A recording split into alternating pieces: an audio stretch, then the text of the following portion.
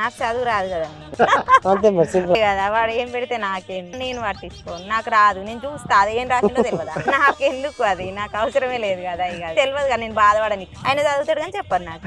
ఇంకా ఎవరన్నా చెప్తేనే తెలుస్తుంది నీకు బ్యాడ్ గా కామెంట్ వచ్చింది అని, కానీ ఈయన చెప్పడు. ఈయన ద్వారా నాకు అసలు తెలియదు, అది బ్యాడ్ వచ్చినా గుడ్ వచ్చినా ఏది వచ్చినా తెలియదు నాకు, చెప్పడు. డబ్బులు అయితే చెప్తాడు, ఈ నెల ఇంత పడేమో. ఇంకోటి చెప్పాను, మంచి కామెంట్ ఉంటే గుండెలు రాసుకుంటాం, చెడు కామెంట్ వస్తే తీసి దానికి విలువ చెడు కామెంట్ విలువ ఉంటుంది, దానికి మంచి కామెంట్ పెట్టడానికి వాల్యూ ఉంటుంది, అక్కడ దాచి పెట్టుకుంటాం. అంటే తులసి మొక్క గంజి మొక్క అంటే గంజి మొక్క అంటే ఇక పడేది, తులసి మొక్క అంటే పూజ కదా, మరి అంతే కదా. ఏదో ఆ పెట్టి దానికి వాల్యూ ఉంటుంది, 5 సెకండ్లు తీసేస్తాం దాన్ని. ఎందుకు పెట్టాలి, పని పాట లేకుండా పెడతారు బ్యాడ్ కామెంట్. అంటే ఎప్పుడు ఇక్కడ పనిలో ఏం చేస్తారంటే టైం పాస్ వస్తారు కదా, యూట్యూబ్ తాగుపడి చేస్తారు, ఇది బాగా పోతుంది రాని దానికి చెడు కామెంట్ పెట్టాలి, ఆయన చూసుకోవాలి అట్లా అని.